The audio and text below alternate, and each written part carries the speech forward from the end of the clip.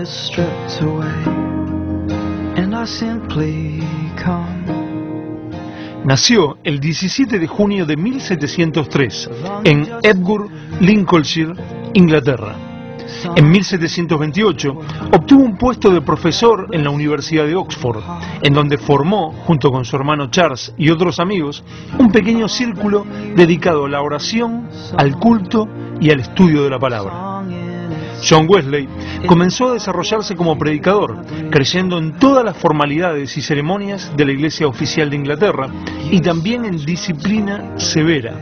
Se levantaba a las 4 de la mañana, ayunaba con regularidad, trabajaba duro y sin descanso y demandaba de su fuerte cuerpo un esfuerzo casi hasta el límite del colapso. Visitaba a los presos en las cárceles, que eran lugares terribles en aquellos días, y procuraba suavizar todo lo posible la vida de los prisioneros por donde quiera que iba. También enseñaba a los niños, algo muy inusual para aquella época, ya que eran muy descuidados por la iglesia. A pesar de toda esta incesante e incansable actividad religiosa, y aunque predicaba sermones preparados con esmero, no podía dejar de sentir que su vida era estéril.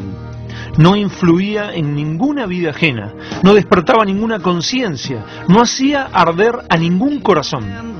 Viajó a Georgia, Estados Unidos, como misionero en 1735 y los resultados no pudieron ser más deplorables. No solo no encontró oídos para su predicación entre los indígenas, sino que además los blancos lo consideraron frío y aburrido. La situación llegó a un límite cuando la mujer de la que Wesley estaba enamorado decidió casarse con otro. Al poco tiempo, la situación se puso tan difícil que aún sus superiores consideraron más prudente enviarlo nuevamente a su país. En 1738, Wesley descubrió que el problema era que él mismo todavía no era genuinamente cristiano. Un día se encontraba en una reunión del templo de la calle Aldersgate, en Londres, y escuchó la lectura del comentario de la carta a los romanos de Lutero. Tuvo una revelación de lo que significaba el sacrificio de la cruz y el recibir la salvación por el descansar por fe en lo que Jesús había hecho. Allí sintió, según sus palabras, como su corazón se encendía extrañamente. Más tarde diría: yo sentí una seguridad que hasta mis pecados habían sido lavados y yo ahora estaba siendo salvado de la ley del pecado y de la muerte. En aquel día, a los 33 años de edad, experimentó una genuina conversión.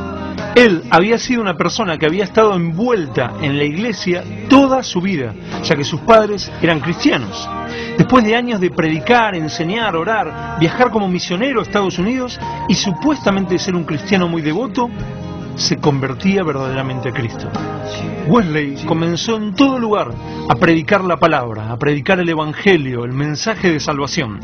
Mientras que la iglesia establecida creía que el mensaje de Wesley era innecesario y redundante, ya que creían que predicar sobre salvación a los creyentes dentro de las iglesias no tenía sentido. Mientras que Wesley sabía de los miles y miles que llenaban las iglesias y se encontraban en la misma situación que él estaba antes de su genuina conversión. Pronto, la iglesia no solo vio innecesario su mensaje, sino que lo echaron violentamente de muchos lugares. En 1739, la iglesia anglicana le prohibió la entrada a sus templos. Pero Wesley tenía un amigo llamado George Whitefield, quien había vivido una experiencia similar, y también él había tenido que salir de la iglesia establecida, por lo que había comenzado a predicar en el campo abierto. De manera que por influencia de su amigo, Wesley comenzó a predicar fuera de los templos, en las calles. Él le dijo: sal a las calles, a los caminos, a los senderos, y predícale al pueblo como la palabra de Dios lo manda. Esto era muy extraño para esos tiempos, a la gente ni se le ocurría hacer este tipo de cosas. Y la iglesia todavía se enfureció más, prohibiéndole predicar en varios lugares, al punto que fue apedreado varias veces.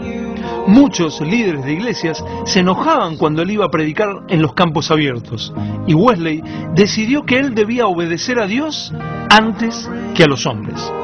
Todo esto fue lo que motivó a que se creara la famosa frase de Wesley: el mundo es mi parroquia. Esto quería decir, yo voy a predicar donde sea, donde Dios me mande, donde haya oyentes, el mundo es mi iglesia. John Wesley comenzó a viajar por toda Inglaterra, Escocia, Irlanda y Gales, predicando la verdadera salvación por la fe y el arrepentimiento, que en la práctica se traducía en un cambio de vida. En aquellos años, el consumo de alcohol era una plaga que azotaba de manera especialmente cruel a las clases más desfavorecidas. La predicación de Wesley no solo arrastró a decenas de miles de ingleses a dejar la bebida, sino también el maltrato familiar y la delincuencia. Los convertidos no solo iban a la iglesia, sino que iban recibiendo el mensaje e iban creciendo en la fe y se añadían a la tarea de la predicación en todo lugar abierto, en las calles, en los campos. Wesley pasó la mayor parte de su vida predicando el Evangelio en los campos abiertos y murió a la edad de 87 años, el 2 de marzo de 1791. Hoy en día es uno de los más respetados predicadores de todas las épocas.